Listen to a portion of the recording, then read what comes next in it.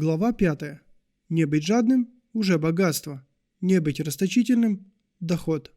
Марк Туллий Цицерон. В середине 20 века срок эксплуатации товаров, создаваемых различными производителями, превышал в несколько раз срок использования тех же товаров, создаваемых уже в 21 веке. На пальцах можно пересчитать тех производителей, которые еще остаются верны данному принципу. Приобретая такие товары, вы уверены в их надежности, а значит можете рассматривать их как инвестицию, которая окупится в долгосрочной перспективе. Понимаю, что в современном обществе не принято ходить с одним и тем же телефоном на протяжении 5 лет. Но открою вам маленькую тайну. Большинство людей покупает новые товары, не до конца используя эксплуатационные возможности старых. Однажды в гостях у своей бабушки я заметил в ванной старый немецкий обогреватель, которому, как позже оказалось, было более 35 лет. Он прекрасно продолжал работать, несмотря на количество лет в эксплуатации. Мягко говоря, я был ошеломлен. На протяжении моей жизни различная техника в доме родителей менялась частотой раз в 7-10 лет. И воспринималось это как норма. Производители давали гарантию на тот же период, а техника прекрасно справлялась со своей работой. В конце 90-х, начало 2000-х годов люди, живущие на постсоветском пространстве, копили деньги на протяжении многих лет для покупки какой-либо важной для них вещицы. Дефицит товаров, тотальное недоверие к банкам и государству привело к тому, что население держало свои деньги под матрасом, ожидая очередного кризиса. Дух Советского Союза продолжал летать в воздухе. Люди не могли позволить себе покупать новые товары каждый год-два на фоне экономической нестабильности. Граждане бывшего Советского Союза научились обходить систему ценностей современного человека. И если что-то ломалось, они это чинили, эксплуатируя каждую вещь на все 150%, не оставляя шанса различным производителям навязать им новые товары и услуги. К сожалению, за 20 лет сомнительного капитализма в странах постсоветского пространства мало что поменялось в лучшую сторону, кроме легкодоступных кредитов. Многие рынки, включая рынок недвижимости, начали свое развитие в середине 2000-х годов, когда жители этих стран познакомились с понятием ипотека. Стремительное развитие интернета, рекламы и прочих методов воздействия на население принесли свои плоды.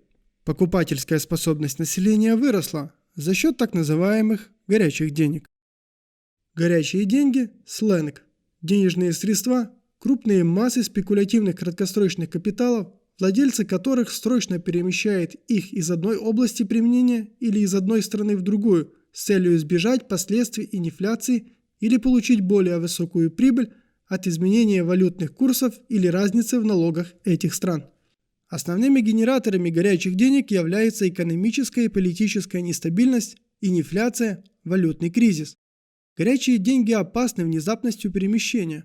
В период оживления и подъема они стимулируют экономический бум. При спаде усугубляет и обостряет кризисные явления путем усиления инфляции, нестабильности платежных балансов, колебаний валютных курсов.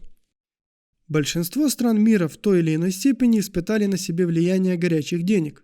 В отличие от постсоветского пространства, куда деньги пришли в начале 2000-х годов, спровоцировав там бурный рост экономики и затем на фоне кризиса в 2008 году быстро покинув данную территорию, часть стран Европейского Союза и многие страны Азии сумели дольше продержать в своих экономиках горячие деньги. В середине 20 века это дало сильное преимущество Японии, Южной Корее, Сингапуру и некоторым другим странам. Они не только смогли распрощаться с нищетой, но и спустя вот уже 50 лет остаются в лидирующих позициях экономик мира. Но каждый перечисленный выше пункт – это всего лишь заслуга этих стран, умение сохранить в своих руках на протяжении длительного периода времени деньги, которые они получили взаймы.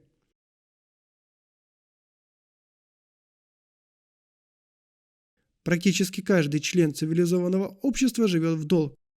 Именно кредит является двигателем прогресса экономики всего мира, в частности, жизненного комфорта. Государство по всему миру все яростнее защищает свое право на использование горячих денег.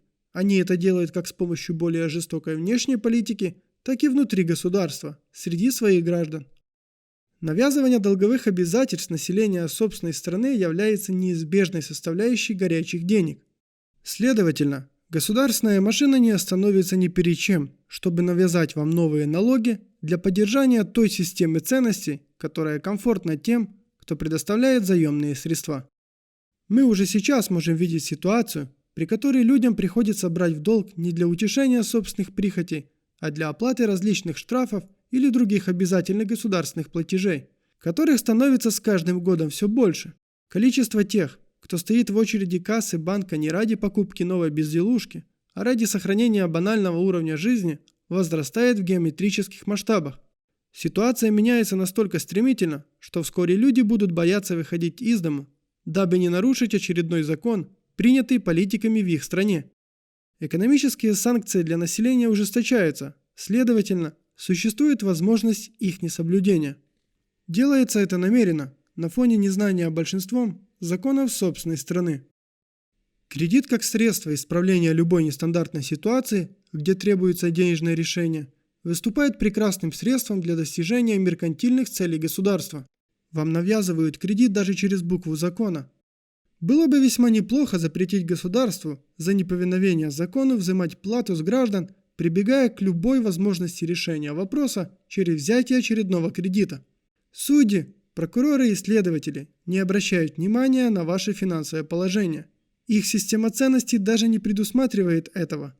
Понимание данных принципов позволит вам избежать многих проблем в будущем.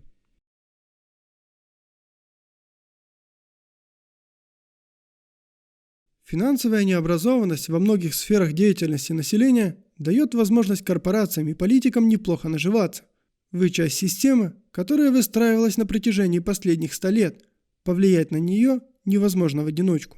Но вы можете стать более изворотливыми в принятии собственных решений, если речь идет о ваших финансах. Не позволяйте системе вас поглотить. Будьте всегда на несколько шагов впереди тех, кто пытается отобрать у вас ваши деньги. Слишком много усилий тратится человеком ради обеспечения своего комфортного существования, но еще больше сил идет на сохранение достигнутого комфорта. Вы должны научиться закладывать в своей голове будущее действия своего поведения с учетом возможных непредвиденных ситуаций и обязательных финансовых расходов по ним. Военные всегда пытаются предвидеть наступление врага, ведь если этого не сделать, они могут потерять свою армию в считанные дни. Современные люди уже рождаются в условиях войны, только враг невидим, но он точно так же, как и солдат вражеской армии, покушается на их жизни, а также жизни их близких. И как бывший военнослужащий, могу посоветовать вам выстроить некую стратегию. Она поможет избежать непредвиденных ситуаций, которые скорее являются следствием неправильных действий. Когда в 2020 году мир столкнулся с очередным финансовым кризисом, я стоял у входа в свой банк с наличными в руках и ощущением того, что сегодня я впервые за много лет почувствую себя свободным человеком. Последний год жизни в условиях тотальной экономии денег и отказа от каких-либо серьезных покупок наконец принес свои плоды. Я сумел полностью рассчитаться со своими долгами. Миллионы людей, оказавшихся в начале того же года без работы и обязанностями по долгам, еще больше воодушевили меня. Я не злорадствую, просто в очередной раз убедился в правильности своего выбора.